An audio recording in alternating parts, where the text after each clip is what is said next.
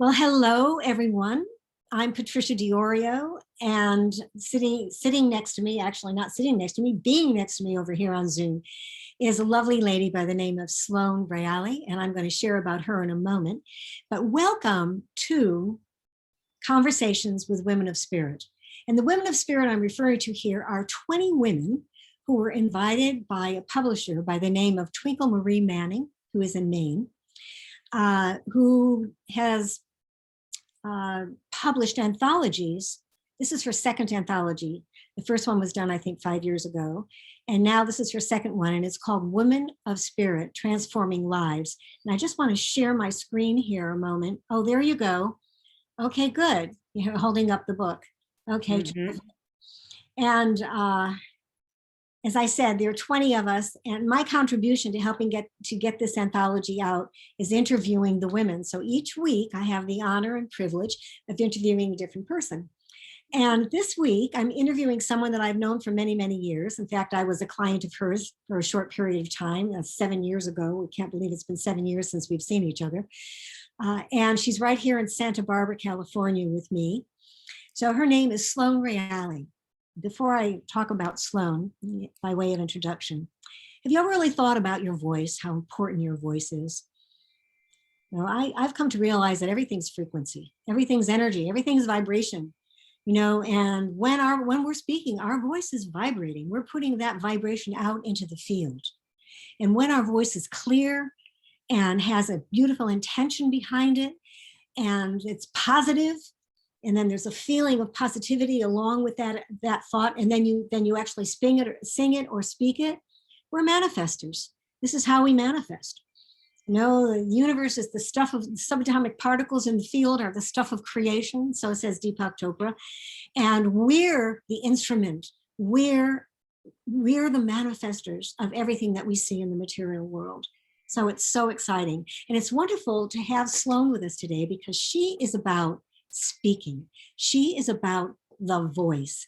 And I'm just going to share a little bit about you, Sloan, if you don't mind. I usually don't read, but I'm going to read this because I want people to get a good sense of who you are. So Sloan is an expert voice and confidence coach. And I love that.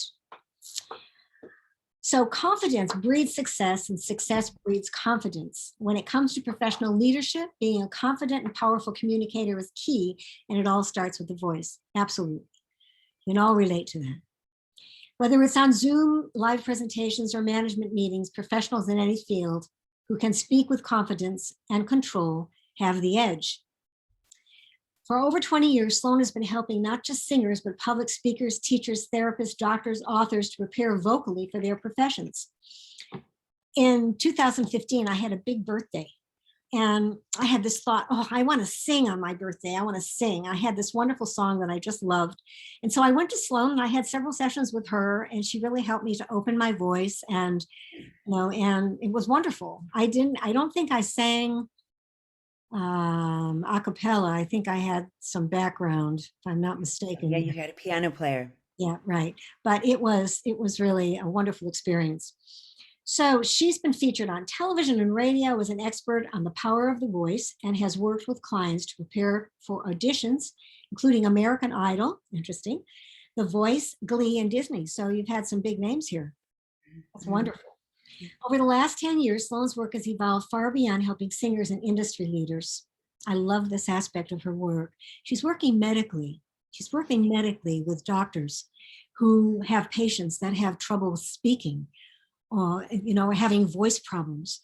And so they give a prescription for Sloan Reale, and they come to Sloan for opening up their voice and for really speaking. Part of the reason why I worked with Sloan is that I really wanted to open up my voice connected to my heart. You know, our hearts are such an important aspect of our communication.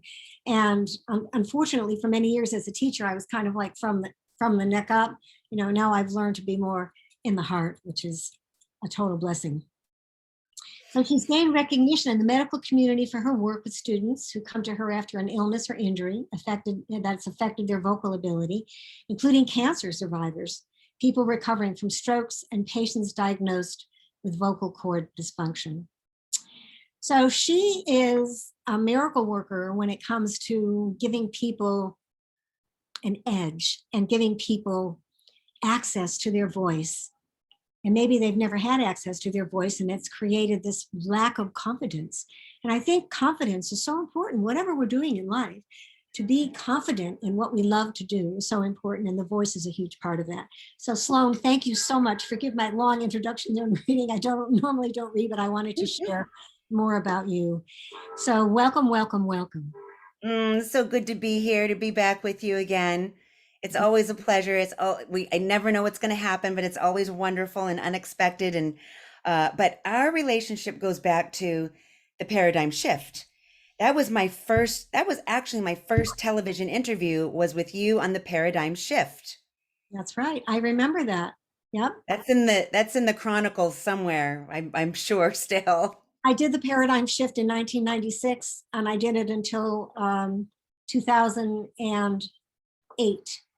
And Yep. it was about the shifting paradigm. Guess what? That's happening today. We're shifting this paradigm finally, and people are waking up to the truth of who we are.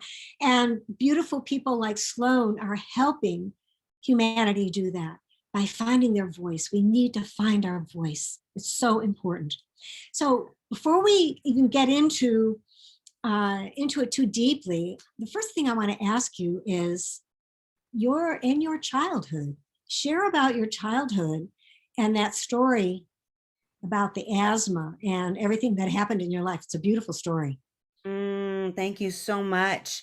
Yeah, that was my contribution to transforming women. And that wasn't the direction I was headed, funny enough. I was actually on some other trajectory when I started to write my contribution. And that's what came back to me is go back to when you were a kid.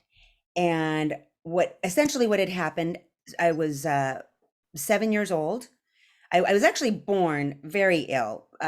Lots of stress, home life, really hard home life. A lot of stress, a lot of drama, trauma from birth. I was very sick, asthma, allergies. I wouldn't just get a cold. Every year, I would get a cold that would turn into bronchitis that would put me in the hospital with pneumonia. First 12 years of my life, I spent more Christmases, my birthday's in December, I spent more Christmases in the hospital in those old oxygen tents than I did at home. Wow. And so fast forward, I'm 7 years old.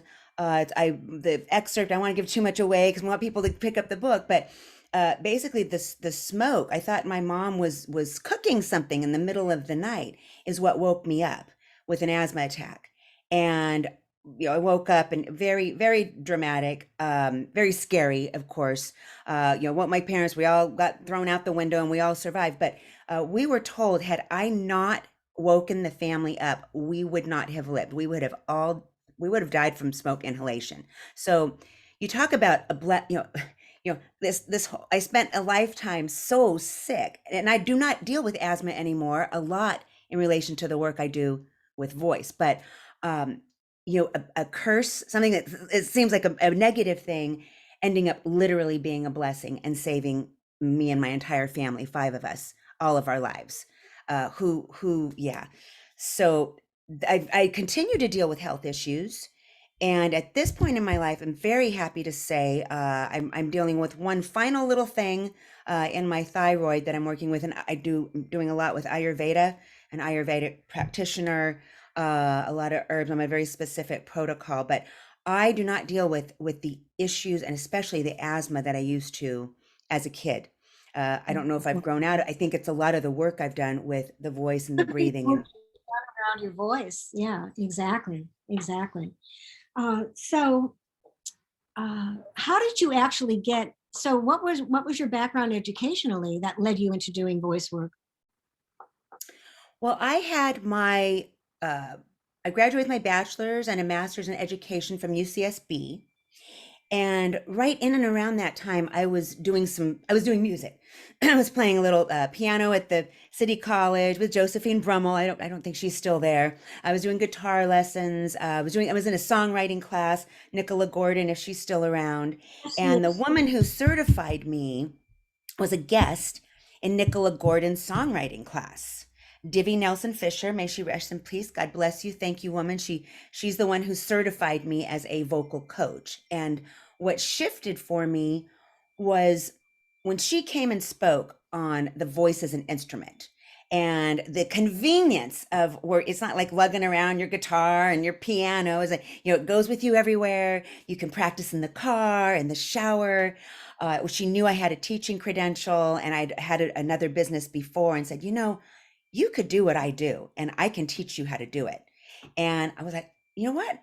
I'm going to go for this. And so I spent a year or two with her. At the time, her program was a 6 month. I took a year to do it. And then there were some certification things I had to go through and pass some tests to, show that I could do this. But that's kind of where that started. I put everything else musically aside and I focused completely on my voice with Divi, who was an amazing teacher. That was the first time. So at that time, singing was really just, I was like putting together a band. It was not altruistic at all. This was about me making money to pay for my hair, my makeup, get together my band, do some gigs, right? Get my outfits. That's what it was about. But Divi turned me on to. So my textbooks, and I wish I had them here. My textbooks were, the Sufis, like that very thick, meaty, metaphysical, the history of sound going back to the beginning of time. This was one of my textbooks.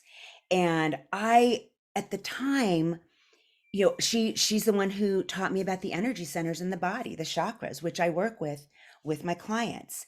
And at the time, it was hard because at the time I was part of a kind of a conservative Christian outfit, and to mention the word chakra, they did not understand. They did not understand the science behind that. They did not understand that these are just, it's energy in the body. So I was in conflict for part of the time that I was training because I had this very conservative, not as big of a picture voices and people on one side saying, Sloan, what are you getting into, right? And then I had on this other side this woman who was turning me on, opening up my mind and my heart to a much bigger picture of the world.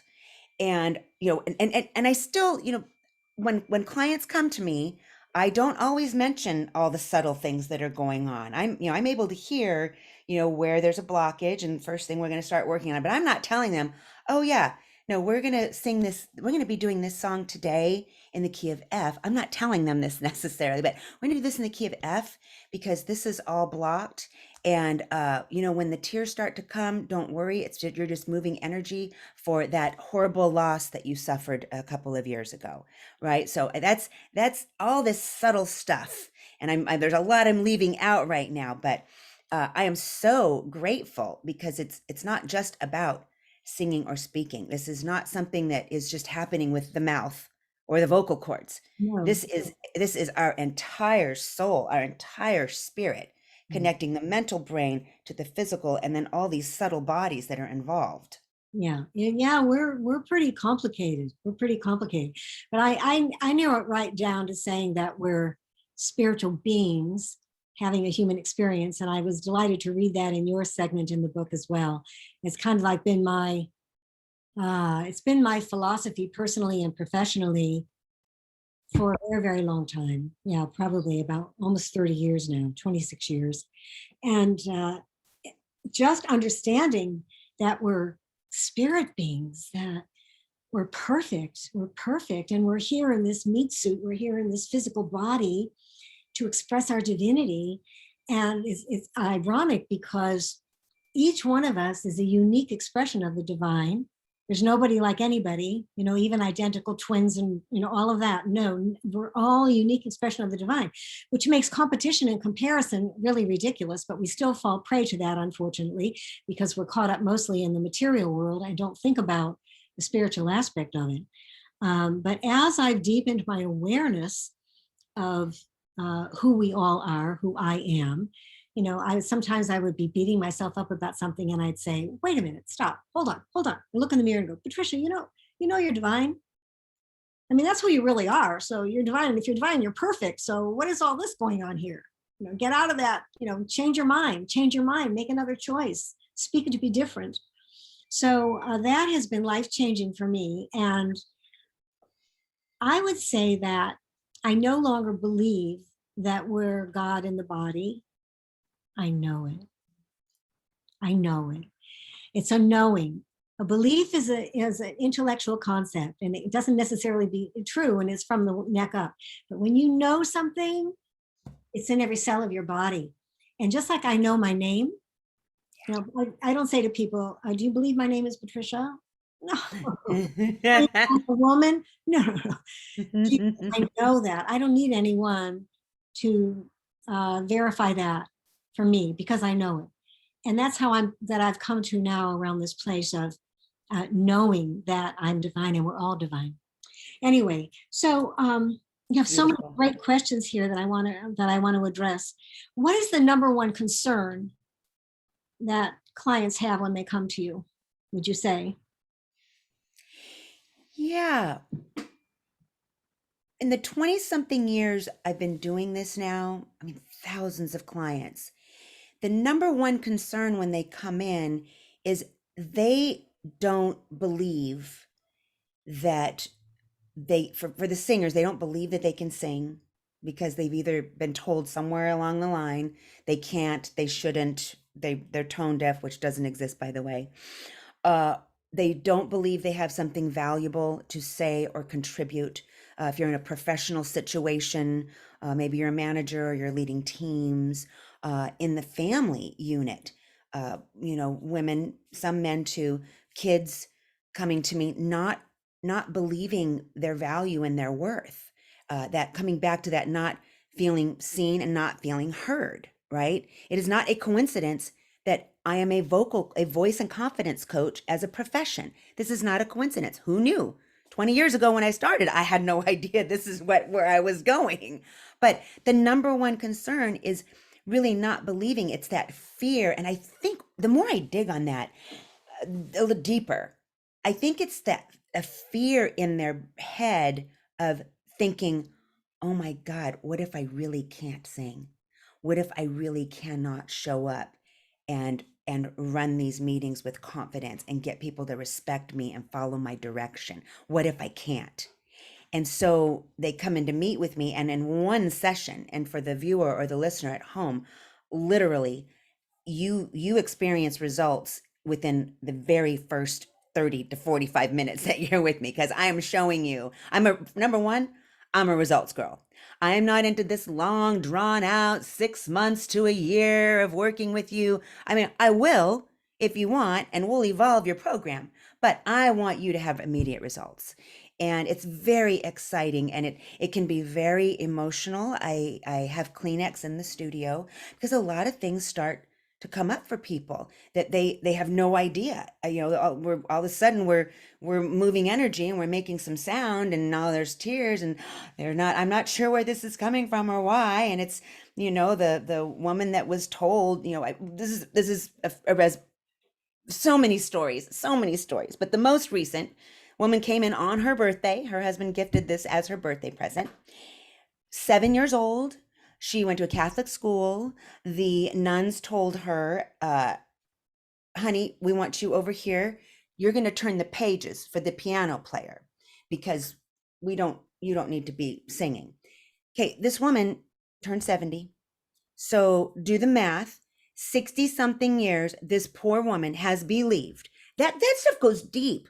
Well meaning parent, teacher, coach, whoever it is, siblings, a friend, a boss, that stuff goes so deep, and it sits in our spirit, in our soul, and we take that on, that subconscious, and it's with us for a lifetime. And I've gotten much better. I don't get as angry as I used to do, but I hear these stories, and I just, first thing I want to do is cry because it's so not true. These people, it was a lie. And so then I moved through that, and we get busy right away. We get doing what I do, and they're having results. But I don't know where I was going with that. The point was, when people come in, what's the biggest concern? The biggest concern is they don't believe they can. And then when we start to move through, the next biggest piece is, number one, fear. I think the number one fear for most people is still public speaking, let alone singing, getting on a stage in front of people to do music. But it's really, the fear is not that. The fear is, you want to take a guess what it is? Well, I have my own theory on the bottom line fear for everything, but you tell me what yours is. Fear of being judged. Fear of being judged. Fear Yeah, of what people are going to think. yeah, What if I make a mistake? What if I look like a fool? yeah. Right? That it's all consistently. I was just in I got called in on I don't know if it was an emergency, but they called me at the last minute, a local lights up group here, kids theater, junior high, high school aged kids, 20 kids all in a room. I had 1 hour. Matilda is and they have to all speak in with English accents, which actually lends itself to open forward placement. That's part of the technique I use. Anyway, this little girl got the lead part. Quiet, shy, introverted. I don't know how she got the lead on this part, but she speaks like this, and she raised her hand, well, I'd like some private assistance with my part, in front of all of her peers. And like, okay, I don't know the songs in these productions, the piano player plays a little, they sing it for me. It's like, okay, so then I do it and I demonstrate, and then I'm standing right there with her, and I hold her hand, and we do it together, and a little bit more comes out with their voice, a little more volume, a little more energy. I don't know, total, still very fearful. And then I let her go, and I'm like, now you did it with me, so you can do it. Now I want you to do it by yourself. And it was like that. If anybody has seen Whoopi Goldberg in that the Sister Act, when she's working with all the nuns, there's a scene in there, the little timid mouse. "Ah!" That's what happened with this little girl 2 weeks ago. And the whole room, all of her peers, their jaws are on the floor, the piano player's looking up, the teacher's like, wow, instant results. But I asked all these are kids, and I asked all the kids, what is the one reason that you all aren't showing up fully? Why are you guys are, you're in freaking theater. You're supposed to be doing this stuff. Go. No. What is the problem? What's going on in your heads? What's that? Fear of being judged. Every one of them. You know that, and I've been having this conversation with many different people over the years around the bottom line fear, and I've come to believe that the core fear that we all have is that we're separate from the divine, that we're separate from each other and from God. That's the number one fear, although people wouldn't define it that way. And it makes sense, because if we don't believe that we're connected to the divine, then we're lost in the human experience. And then, of course, then the ego mind personality is in control. But I heard a recent statistic on the three biggest fears. The biggest fear is are you ready for this? I hope it's not catching COVID. No, the biggest fear is being alone. Second biggest fear is death. And now the third biggest fear is public speaking. This is the latest statistic that my speaking coach got, but you might want to check it yourself. No, I have old information. This is going to be more current. Being alone, dying, and public speaking. Public speaking, yeah. That makes sense. Well, I'm in 4 Toastmasters groups. I'm ready. I love Toastmasters. I have tried so hard to get to a Toastmasters just to go check them. I had all the meetings listed, and I made friends. I just can't get out to these meetings. I am so busy. Well, do it on Zoom. Come to I have there's 4 groups, but I'm actually dropping 2 because my business is really beginning to grow bigger, and I need more time to do that. But there's a Wednesday night group that is wonderful. It's a carpinteria group. Yes. We're on Zoom, and then there's a Santa Barbara group called the White Hatters. But I'd love to have you come as a guest and just check it out. I love it. I love it. Yeah.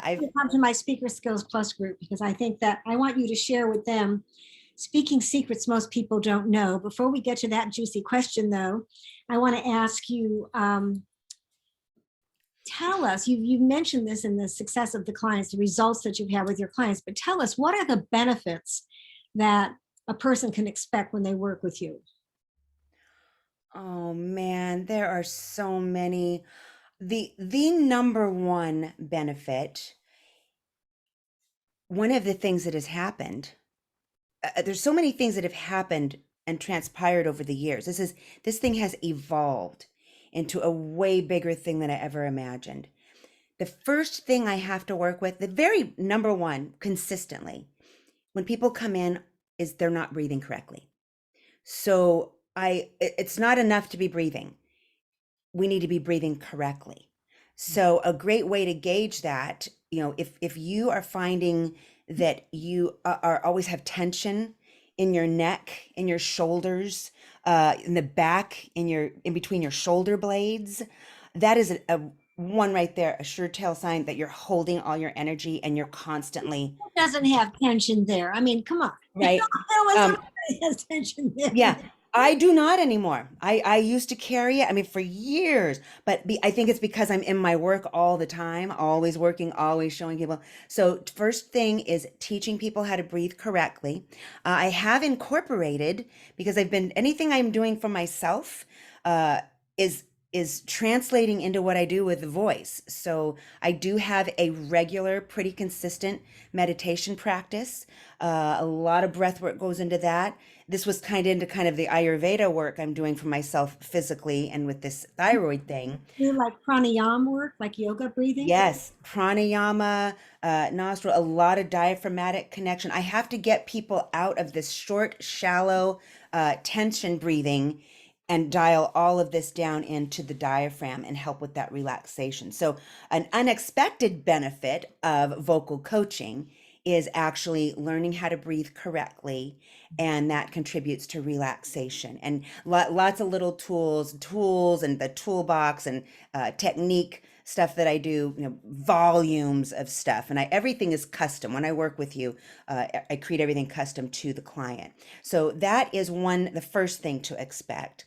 The next thing, well, I think number one, I want people, you got to have a good time. If you're working with me, we're having fun. We might work through some hard stuff, but we're bringing it back to, if you aren't having a good time, don't waste your money, man. We got to have a good time. But fun, breathing correctly, finding the voice, actually showing I'm going to show you how to access your voice, how, again, tools, I call them skill drills, or your toolbox for your voice, that are very easy. That first session, we're accessing, and then I'm showing you how to step into that. And I'm sending you away each week. We're creating custom audio files. If you're on Zoom, it's video, but that kind of becomes the homework. And it's doing these exercises over time. That consistent exercises over time is what builds the confidence, because now you're getting results. And it doesn't take forever. I have and I can tell when people are doing their homework and when they're not. I have a couple right now, very fun, a medical doctor. He came to me more for himself, and his wife actually are both taking voice. They are so fun. They've only been with me for 4 weeks. These two are so serious and they're coming for singing purposes. In 4 weeks, the results that they are having, because they're doing that homework, we're showing up every week. We meet, once a week. I give them a new assignment. They are flying vocally, and they were a perfect example of, very like, oh, I don't know about this.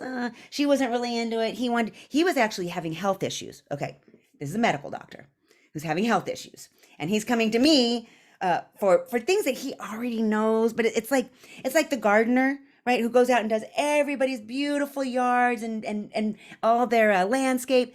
He's got the worst looking yard on the whole block, right? So the doctor's coming to me to know, I don't know, I got this throat thing and I got this vocal fry thing. I'm not sure. Well, okay. Tell you what, I can't use any names here. It's like, what? Stop drinking the diet sodas. Substitute your diet soda with water. Let's do these exercises together. Let's get you breathing. Let's get you out of your lungs and down your diaphragm. The results are absolutely amazing. But when that confidence, when I start to see that turn, it's a matter of that brain and that body connecting. And there's always resistance in the beginning, because some of the stuff I do is a little weird, and you've worked with me. I ask you to do some weird things. But it's kind of like when you first start. Remember the LPs, the old albums? Well, they're coming back now, I guess. And we put them on the stereo, and we put the needle, right? And we start playing the record. Uh-huh. When you come in to work with me, we're taking that needle, and whatever your thoughts, your beliefs, your perception, whether it's real or not, we're taking that needle and we're scratching that album, all that old programming up in order to download the new information. Oh, that's a great metaphor. Yeah, Don't you love it? I think metaphors in our speaking are critically important because people really can get a metaphor. They can get a metaphor. They can relate to it. So that's a wonderful. I have to bring that back to the group. You Isn't know, that beautiful? scratching. I don't Yeah, know where I got it from. I think Divi. I want to say Divi shared that with me, and I never forgot it. I know her. What's I her don't name? know if you ever met her. She passed away with cancer a few years ago. But She. Divi Nelson Fisher, she was in town for a few years. Yeah, because the name sounds very familiar. She wasn't young. She wasn't very old when she died, was she? No, no, it was very sad. And she had moved away, and I didn't know all the details, but I spoke with her, I think, through an email or a text, actually, Yeah. just shortly before she passed away. Yeah. Yeah, very, very grateful. I learned a lot from that. I've learned a lot from you. You've been a lot, uh, you've contributed to my spiritual growth in a huge way. You and her, I mean, have really expanded. I've gotten out of this little box about how it has to be. And it's like, no, it's so No, much bigger. I've just studied the Enneagram and I'm still studying the Enneagram. And Mm. get my you don't know what the Enneagram is? Are you familiar with that? It's I've heard about it. I don't know enough about it. Tell me more. No, Share with us. just briefly, it's 9 types. Humanity is divided up into 9 types, but it's a very, very profound spiritual study going back to the Sufis and Gurdjieff. I mean, this is old. It goes way, way, Hmm. way back. And it divides people up into 9 personality types. Well, the point I was going to make with that, that oh gosh, sometimes this happens and I hate it. And I look at it and I say, Patricia, it's just that your mind goes faster than your mouth. Yes. Yes. Anyway, what they say, of course, is that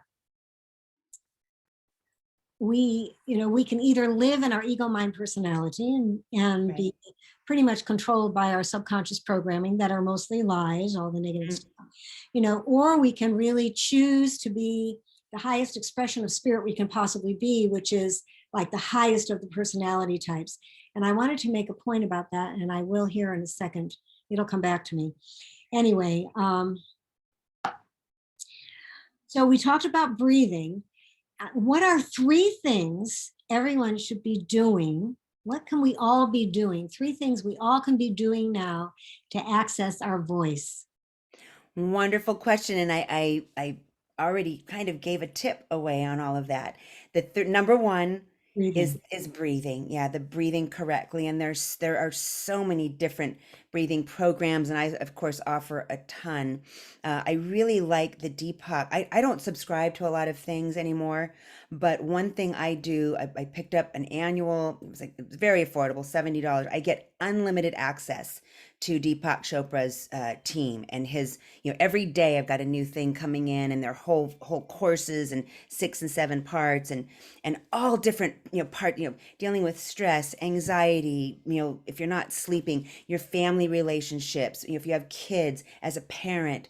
It's just a great program. I love it. So I that's a go-to for my morning meditations. $70 a year? $70. I don't know if that I don't know if when I renew it this month if it'll still be 70, but it has been an incredible value for what I receive there. And a lot of that meditative stuff I actually have started to share and use with my voice clients before we begin to do vocal work. But the other thing, hugely important, and I'm finding more and more, when there is a vocal issue, it's often related to dehydration.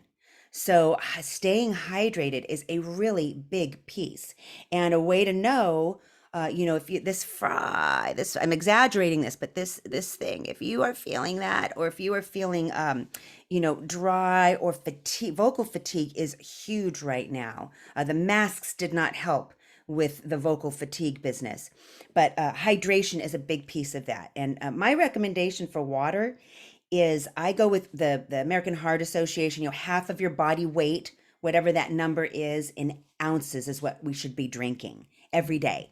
Now, the downside of that I get from a lot of clients is, well, if I drink all that water, I'm going to have to be in the bathroom all the time. It's like, you know what? Better for you to be in the bathroom and flushing all the toxins out and staying hydrated than not. So, definitely breathing correctly is a number one for sure. Staying hydrated. And more recently, I've changed my third point is if you don't have to be using your voice, rest, vocal rest, and try to, and I'm not very good at this, but trying to communicate what you're trying to get across instead of a whole bunch of words, to try to do it in less words. And this has really come as a result of a lot of more of my LA clients a little bit different. These are artists, songwriters, they're in bands, they're recording and they're touring. And what I'm finding is as they're preparing for these events, they are over rehearsing. So you absolutely can over rehearse, you can overuse. And what's happening is by the time their show or their festival, whatever it is they're preparing for, they show up, they get on that stage, and halfway into their first set, they're already tired or they're starting to lose their voice. So absolutely, breathing, hydration, water, clean, clear water, none of these funky waters, vitamin, don't need any of that stuff, and not overusing your voice. Those are three things right now that people can be doing. Yeah, I think that that's really important. And to make a point there, what I found as I got in, I've always been into communication. I directed nonprofit agencies for 23 years, so I was always speaking or conducting meetings or speaking on behalf of a program that I represented.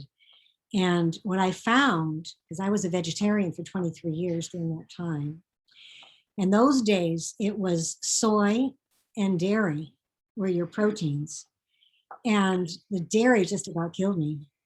I was always clearing my throat, clearing my, Mucus. oh God. So I just limit my dairy, the decadent dairy, I limit that totally. But I still indulge in feta. It's not too bad.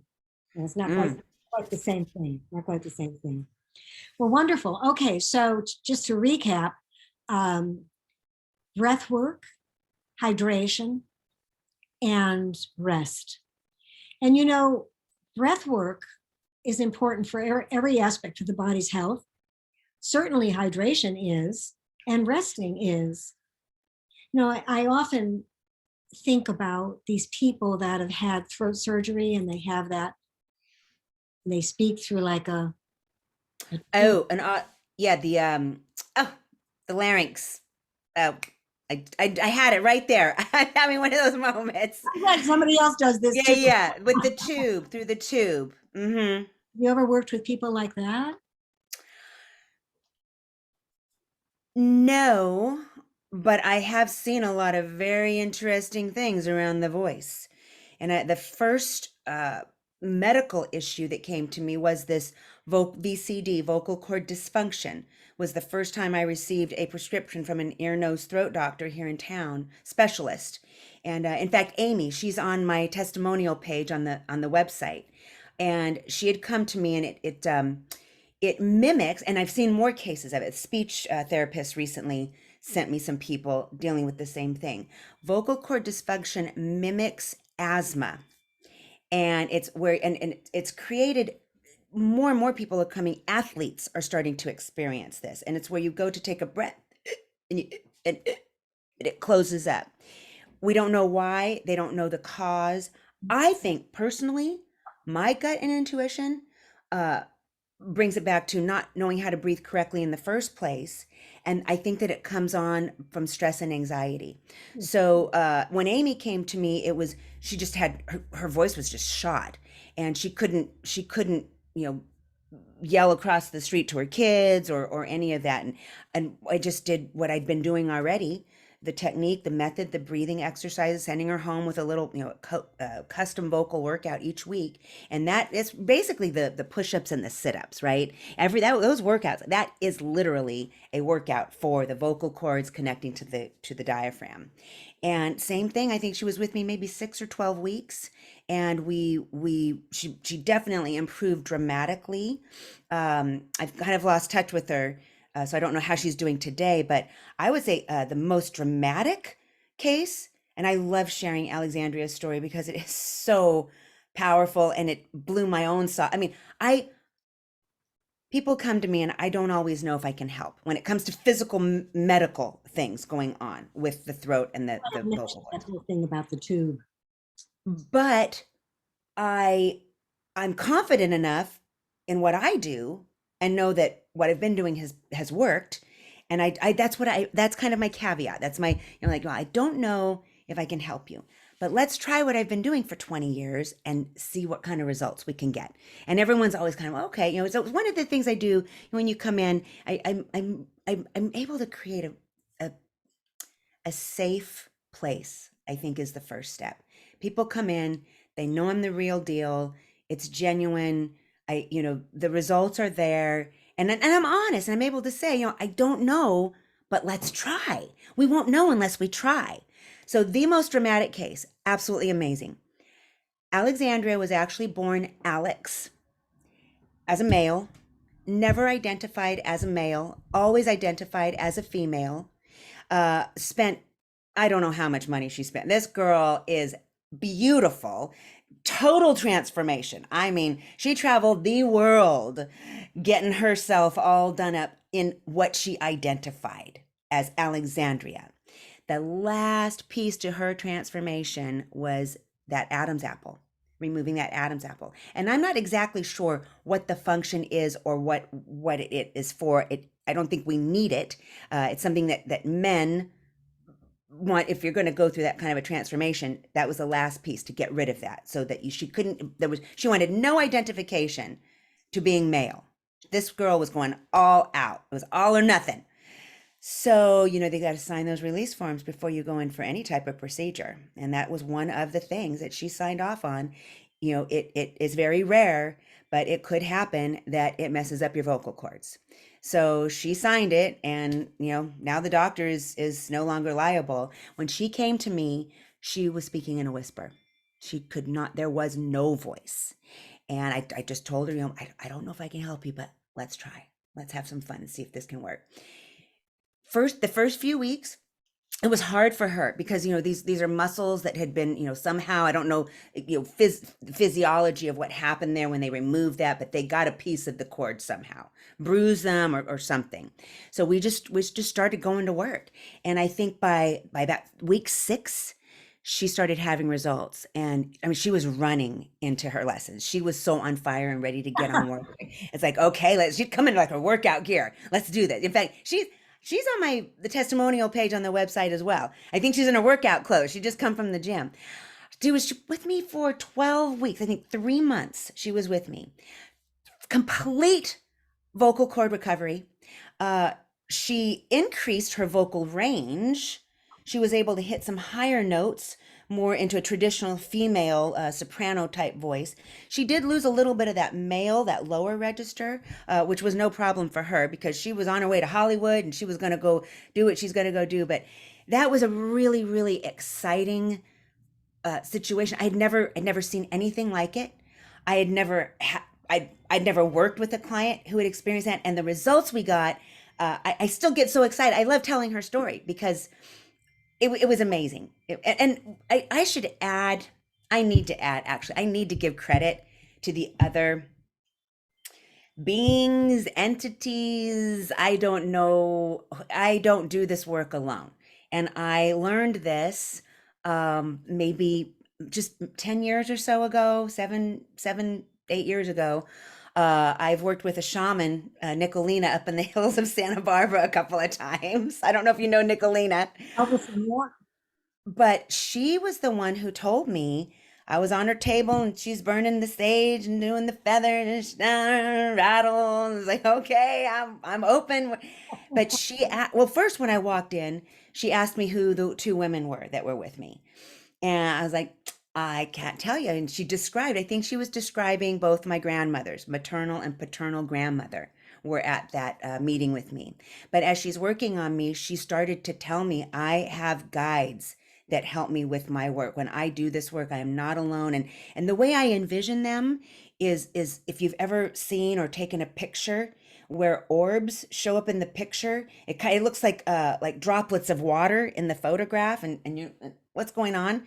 But that's kind of how she described them. And I don't know how many of them are. I just know that the results that I get are always very exciting. And and, my higher power, the universe, God, Jesus, I don't know. I just know I don't do this work alone. And No. I am so grateful. And when I finish a session almost regularly, it's like, thank you, God. That was absolutely amazing. Anybody else who's here, thank you so much, because that was amazing.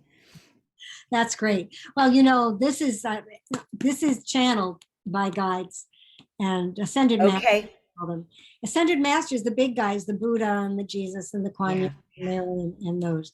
And Amazing. it's wonderful. We're being worked with. That's a wonderful point to be made. And I they have our back. They have our Yeah. back.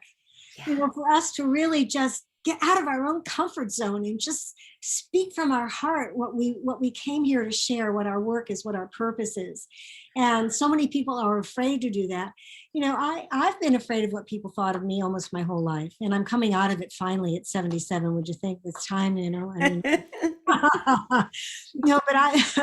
and in later years, as I've really come to this understanding that we're all God in the body, and the guides in this book say we cannot not be God. In fact, true atheism is denying our own God self. That's Yes. true atheism when you think about it. Yes. So I've become rather outrageous in my and sharing my work, and there were eyeballs rolling way before I started saying we're God in the body, but now they still roll. But now I'm not afraid to say it. And I figured, hey, listen, why am I going to couch what my work is to make it easier for someone to get me or understand me? I am about my work. And if you're about being my client, or if you're about being interested in what I have to share to your group, then I'm your girl. Otherwise, I'm not. So it's about really owning your power. And owning your power is divine, having a human experience. When we can do that, then we're rocking and rolling. Most people don't even consider themselves as being divine. They get lost in the ego mind personality, and they think that that's who they are instead of who they think they are. So Now you bring up a really great point, Patricia, and I only recently got this as well. And I'm almost 60, but and I don't know exactly when I got it, but it was only in the last 5 years. I had heard, it might have been my business coach, but it is none of my business what other people think about me. yes, Terry Cole And Whitaker said that. Do you know Terry Cole Whitaker? Do you I remember? don't. So I can't take credit, but if that's where that came from, none of my business. And when I finally started to get that, it's like, oh yeah, it's none of my business what people think about me. And I think one of the things I've struggled with, and similar with yourself, growing up, being seen, being heard, being liked. And I remember I had probably 25 years ago, it was the first time I was working for a corporation, and there was a conflict with another employee who had gone to human resources about me. I can't even tell you, I don't even remember what happened. I was just being myself. And my manager had pulled me in. And it wasn't the first time that I had heard that. Well, no, this was the first time I'd heard this. It wasn't the last time I was going to hear somebody tell me this. But the manager pulled me in. We got to the bottom of what was going on. And she said to me, Sloan, not everybody is going to like you. And I did not get that. First of all, I was so hurt because I couldn't understand what do you mean not everybody's going to like me? I'm lovable. I'm fun. I'm happy. I've been told you're too happy. I've been told people, I am not kidding. People not wanting to be around me because you're too positive. Now, that sort of stuff would be like a knife in my heart, and I would break down and I'd not understand.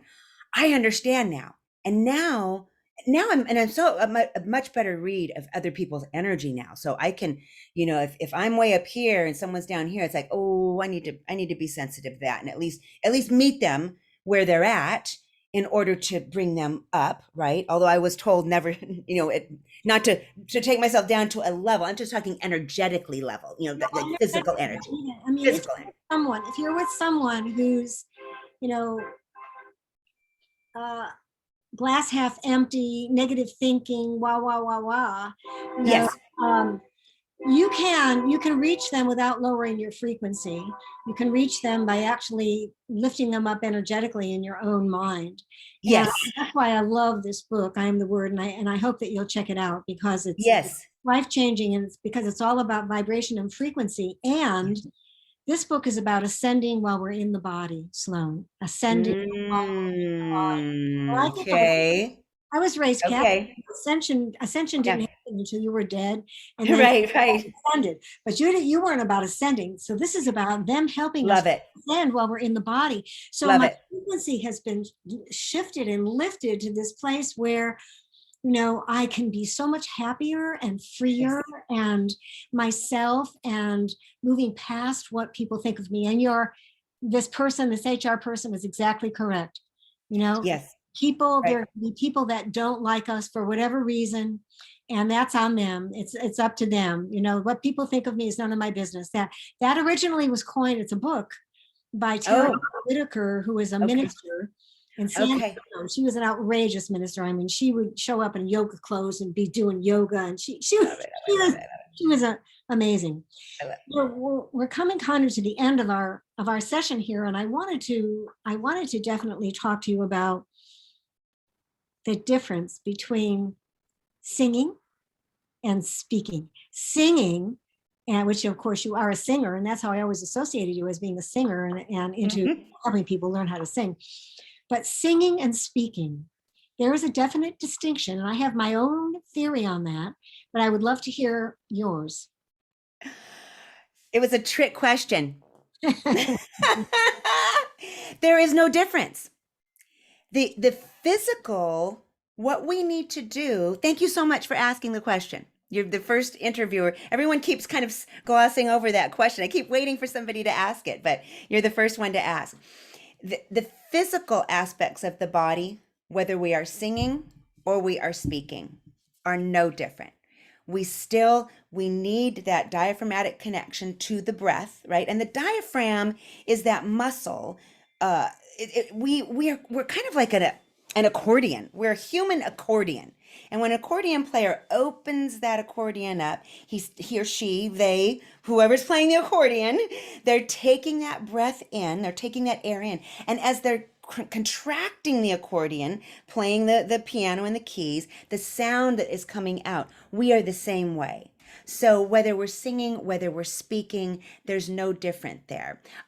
What we're doing with our jaw, our lips, the shape of our vowels that we are creating, it's exactly the same. And a new thing I have incorporated out, I'm also working with the elements in the voice now. Earth, air, fire, water, metal, very fun. When singers, this is a great where you can really bring that storytelling piece in, right?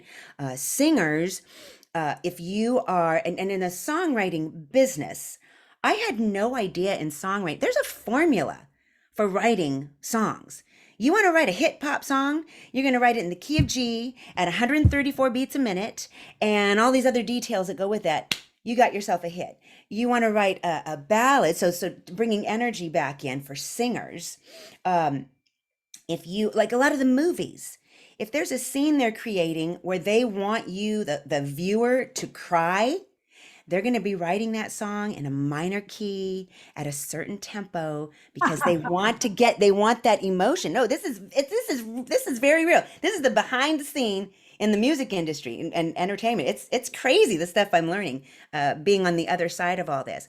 Actors, and you mentioned improv. I've started to bring improv in with some of the clients, and actually, I was doing mostly with the singers, but I am starting. Now that I hear speakers are doing it, I'm going to start doing that with some of my speaking clients as well. Come to Speaker Skills Plus. You'll have a wonderful time. Our motto is Dare to Suck. Yeah. Oh, I love it. I love it. Taking on those character voices. It's such a powerful tool. I would love some coaching in that myself. I want to add a spiritual element to what you said. I do accept what you say about the fact that it's the same mechanism. We're applying the same mechanism, our Physical. automatic breathing and Yes. all of that. However, what I've learned is that when we speak into creation an intention, right, it's powerful because it's Joe Dispenza, you're familiar with his work, Joe Dispenza? No. Know the name, not familiar with the work. You check his work out, it's fabulous. He's a neuroscientist. So Oh, yes. Okay. the electricity of our thoughts combined with the magnetism of our feelings that, that projected out into the field, and then of course you're speaking, you have the sound of the voice, those are the elements for manifestation, the electricity and the Yes. magnetism. Love it. The thing is this, that when we speak an intention, it's powerful. But when we sing an intention, it's a whole different conversation because we're vibrating at a higher frequency. So I say to my clients, whether you sing or not, when you want to really rock what you're working on, what your intentions are, go to the ocean, go to the woods, go to some place where you can be alone and you don't have to worry about how you sound, and sing your affirmations, sing your intentions into creation. So there is a difference from the standpoint of the spiritual world. There's a difference. I love that. And thank you so much for that. One last thing I want to add with regards to the brain. Now, I've had clients come that have stuttering issues and that cannot speak without stuttering, but can sing entire songs without a single stutter.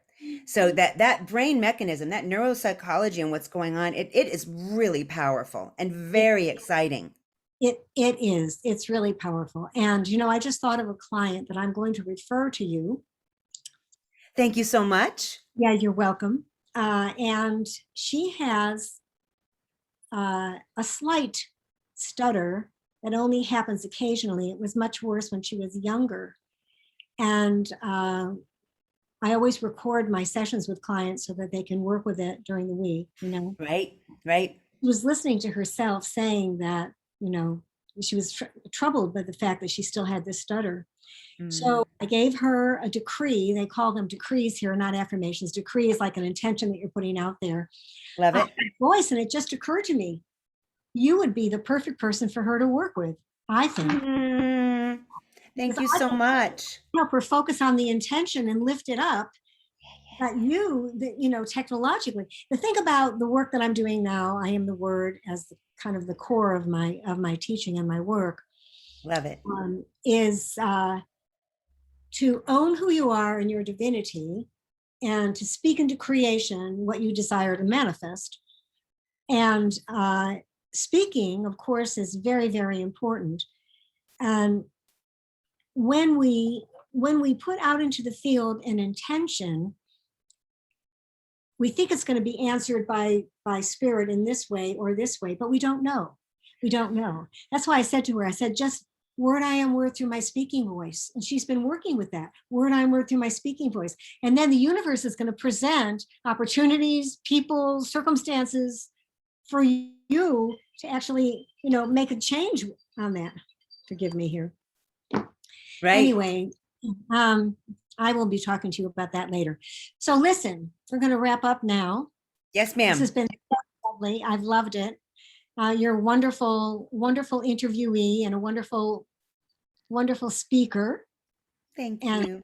Singer as well. You want to sing something for us before you leave?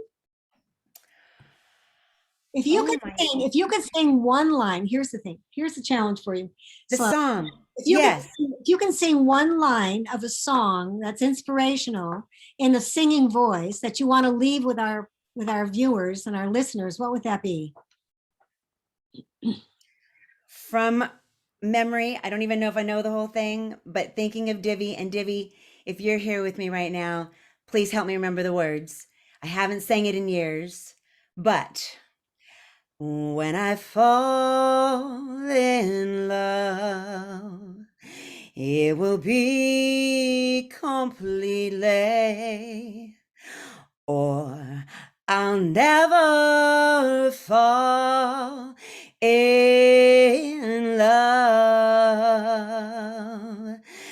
And the moment I can feel that you feel that way too is when I'll fall. I'm gonna cry in love with each and every one of you. Oh, wonderful. Thank you so much, Sloan. That was beautiful. And I remember you have a beautiful voice. So I'm so, it's one thing to be teaching people to sing. And it's quite another conversation totally to teaching people how to really express their divinity through their voice. And that's really what you're doing. So it's spiritual work. You're a spiritual light worker on there. And I'm just delighted to know you and so happy that we had this chance and so delighted that we're in this anthology together. Oh, yeah. We're one right after the other. All you viewers and listeners, you check out hers, and I'm right after Patricia. Okay, great. Thank you so much, Sloan. Really appreciated this time today. And I look forward to seeing you soon. We're going to make a connection here after this. Looking forward to it. I'm looking forward to it. So thank you all, everyone, for tuning in today. I really enjoyed myself, as usual, interviewing a wonderful woman that is part of the anthology called Women of Spirit, Transforming Lives. Our launch is on the 23rd of March, so look for it. And it will be on Facebook and all the different social media platforms. So thank you so much for viewing and listening. And there's more to come in future weeks. Bye-bye now. Yeah.